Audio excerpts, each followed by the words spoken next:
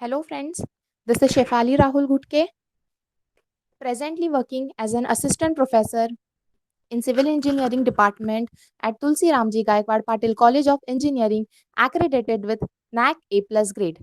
I welcome you all in today's lecture, that is Fluid Mechanics 2 lecture. So in today's subject, we will going to talk about rapidly varied flow. So the rapidly varied flow, also called as hydraulic jump and standing wave. Now the basic questions which arise is what is hydraulic jump?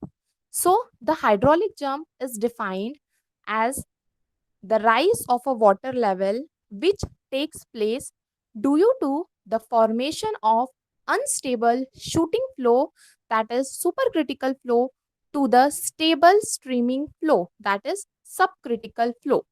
Okay, when the flow changes from supercritical flow, means the Froude number is greater than 1, changes to subcritical flow. Subcritical flow means when Froude number is less than 1. Okay, it means when the flow condition is changes from supercritical to subcritical, this results in abrupt rise in the water surface level, and by the turbulent rollers will occur. This local phenomena is called as hydraulic jump or standing waves. Okay, since the depth of a flow changes rapidly in a small stretch of the flow is termed as rapidly varied flow. When the hydraulic jump occurs, there is a loss of energy due to the eddy formation and the turbulence of a flow. As you can see in this picture, there is a formation of hydraulic jump. So basically, the hydraulic jump, it is a very important topic in fluid mechanics. As you can see in this picture, there is a supercritical flow. Supercritical flow means when Froude's number is greater than 1. As you can see, the supercritical flow changes into subcritical flow. This is subcritical flow in which the Froude's number is less than 1. Here, the depth of a flow is d1 in supercritical region and depth d2 in subcritical region. And here is the formation of a jump. As you can see in this picture, there is a formation of eddy and turbulence will occur on the top surface. Okay, because of this, there is a loss of energy. Now, what are the uses of hydraulic jump? Basically, the hydraulic jump is used to dissipate or destroy the energy of a water where it is not needed. Otherwise, it may cause damage to the hydraulic structure. It may be used for the mixing of a different chemicals, like in case of a water treatment plant for purifying the water. It may also be used as a discharge measuring devices. So this is the flow which takes under a sluice gate. This is the sluice gate. Okay. Here the flow takes place under a sluice gate which is accelerated from subcritical to critical, then supercritical to subcritical. And here there is a formation of hydraulic jump. So we can say that at the bottom of a sluice gate, there is a formation of hydraulic jump. Now, the classification of hydraulic jump. Basically, the classification of hydraulic jump is based on the Froude's number. It means when the value of Froude's number changes from 1 to 9. In that case, the different types of jumps will occur. The first one is undular jump. The second one is, this is second jump. This is weak jump. And in third picture, this is C. This is oscillating jump. This is D. This is steady jump. And this one is last jump is strong jump when Froude's number is equal to or it can be greater than 9. In that case, the strong jump will occur. So, this is the classification again. If suppose the Froude's number is less than 1, then the jump is not possible in that region. Okay. If the Froude's number is varies between 1 to 1.7, there is a formation of undular jump. In undular jump, there is a low dissipation of energy. The dissipation of energy is less than 5%. And when the Froude's number is between 1.7 to 2.5, in that case, the weak jump has occurred. In weak jump, the energy dissipation is between 5 to 15%. And in weak jump, the smooth surface rises with a small rollers. And when the Froude's number is between 2.5 to 4.5, in that case, the oscillating jump will occur. This oscillating jump is irregular pulsation creates a large wave which can travel the downstream for miles, which damage the earth bank and the other structure. So it is basically not recommended for a design condition. The energy dissipation which takes place in this jump is between 15 to 45%. After that, when Froude's number is between 4.5 to 9, in that case, the stable jump, or we can say that the steady jump will occur. Best performance and action, incentive to downstream condition. So it has a best design range. The energy dissipation for this jump is between 45 to 70%. And if the Froude's number is greater than 9, so the jump will occur as a strong jump. Okay, or we can say that the choppy jump. This jump has a good performance, and in this jump, the energy dissipation is between 70 to 85%. So basically, steady jump is always preferred for the design. Now, these are the applications of hydraulic jump. The hydraulic jump usually maintain the high water level on the downstream side. This high water level can be further used for the irrigation purpose because in the downstream side there is a region of subcritical zone. So in subcritical zone there is a rise in the water level. It means the depth of a water level is very high as compared to supercritical region. So the water can be used for the irrigation purpose. The hydraulic jump can also be used to remove the air from the water supply and the sewage lines to prevent the air locking. The hydraulic jump can also be used to remove the air which is interrupt into the sewage line. Okay, so prevent the further locking. The hydraulic jump also prevents the scouring action on the downstream side of the dam structure. By creating the hydraulic jump, we can also reduce the scouring action which takes place on the downstream side. So basically, the main motive of hydraulic jump is to dissipate the energy. So what are the locations of hydraulic jump? The most typical cases for the location of hydraulic jump are which took place below the control structures like where sluice are used in the channel. When there is any obstruction is found in the channel, when a sharp change in the channel slopes takes place, and at the toe of a spillway. So in this location, the hydraulic jump can take place. Basically, below the sluice gate, below a spillway, when there is a steep channel changes into the flat bed slope, or the irrigation when there is a fall of irrigation canals. It in different location we can create the hydraulic jump. Now, what are the effects? Actually, the hydraulic jump usually act as a energy dissipator. It clears the surplus energy of the water. Due to the hydraulic jump, many noticeable disturbances are created in the flowing water like the eddies and the reverse flow. Usually, when the hydraulic jump takes place, the considerable amount of air is trapped in the water.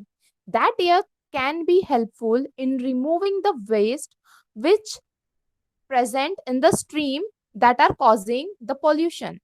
The hydraulic jump also makes the work of different hydraulic structures effective like weirs, notches and plumes, etc. Basically, this is the formula of height of hydraulic jump, which is represented as Hj equal to y2 minus y1. So the difference of depth before and after the jump is known as height of a jump. It means height of hydraulic jump we can calculate it by taking the difference between the two jump. Y1, it is the depth before the jump in supercritical region, and Y2 is the depth in subcritical region. It means it is formed after the depth. Where if suppose the value of y1 is given and the value of y2 is not given, in that case we can use this formula. That is y2 is equal to y1 by 2 bracket 1 plus 8 Froude's number 1 square minus 1. We know the formula of Froude's number. And if you know the value of y1, in that case, you can simply calculate the value of y2. If suppose the value of y1 is not given and the value of y2 given, in that case, you can simply put here y2 and here you have to put Froude's number for section 2. Okay, this is for Froude's number for section 1 and this is the depth of a water at section 1. It means before the jump, this also represent before the jump. Okay. So the length of hydraulic jump, which is represented by Lj, the distance between the front face of the jump to a point on the downstream where the roller eddies terminates and the flow become uniform is known as length of a jump. Basically, the length of a jump, it is the difference between the jump to a point on the downstream where the eddies or the turbulence terminates at that point. This is the length of hydraulic jump. Okay, the length of jump is basically varies between 5 to 7 times its height. An average value we considered as Lj is approximately equal to sixth of height of hydraulic jump. Okay, so this is the energy loss diagram for hydraulic jump. Here we are considering one rectangular channel in which this is the formation. Here the hydraulic jump is formed. You can see the eddies formation here. This is the supercritical region before the jump. This is the subcritical region after the jump. This is y1 depth before the jump. This is y2 depth after the jump. Okay. So the water is flowing with velocity v and discharges q. So the energy loss we can calculate it as delta E will be equal to E1 minus E2. This E1 is the specific energy before the jump and E2 will be the energy after the jump. So the difference between these two energy gives the energy loss. So the head loss in hydraulic jump. Due to the turbulent flow in a hydraulic jump, a dissipation or loss of energy occurs. This is represented as head loss, which is HL. We can say that head loss is nothing but energy loss. Okay. So it is also represented as delta E.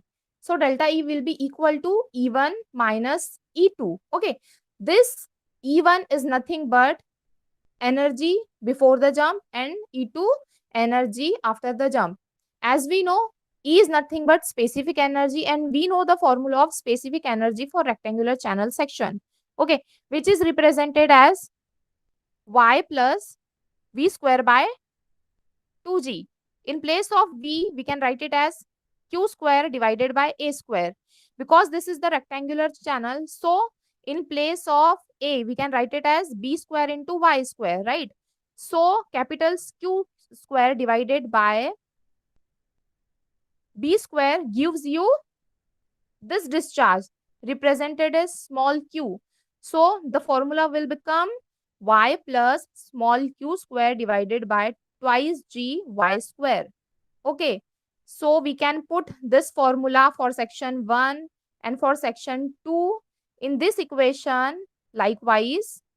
And after simplifying it, okay, we will get energy loss. We can say that head loss as y2 minus y1 cube divided by 4 of y1 by 2. This formula is only applicable for horizontal rectangular channel. Okay, this is a very important formula. You have to keep in mind this formula. Now the hydraulic jump in rectangular channel section. So the hydraulic jump in rectangular channel section, we can calculate the different depths. We can calculate the value of y1. We can even calculate the value of y2 by using these equations. Okay. The y2 will be equal to minus y1 by 2 plus under root of y1 by 2 whole square plus twice of small q square divided by g y1 bracket. This is formula for calculating the depth after the jump. Likewise, we can calculate the depth before the jump. That is for y1. Okay, so y1 will be equal to minus y2 by 2 plus under root y2 by 2 whole square plus bracket twice of q square divided by g y2 bracket complete. Okay, even we can simplify this formula in this form. This is the simplest version of this formula. Okay, so the y1 and y2 depths sometimes also called as sequent depths or conjugate depths. Okay, so this is only the simplest version of this. We can write it as y2 by y1, that is equal to 1 by 2 bracket minus 1 plus 1 under root 1 plus 8q square g y1 cube. This q square g y1 cube is nothing but Froude's number. In this place, we can write it as fr1 square. Okay, so again it become very simple form of this formula. Okay, so likewise we can change this formula as per our convenience. So this is one problem which is based on hydraulic jump. Find the depth of a flow of a water after the hydraulic jump in a rectangular channel of 4-meter width. It means rectangular channel is given, the width is given as 4 meter, discharge is given as 16 meter cube per second, and the depth of a water in the channel before the jump is given as 0.5 meter. It means the value of y1 is given as 0.5 meters. Okay, so you have to calculate the value of y2 by using the formulas which just we see, that is y2 by y1 equal to minus 1 plus under root 1 plus 8 fr1 square by 2. By using this formula, we can calculate the value of y2, right? So by using the simple formula, we can calculate the value of y2. You have to try this problem. Okay, so this is the end of hydraulic jump. Thank you.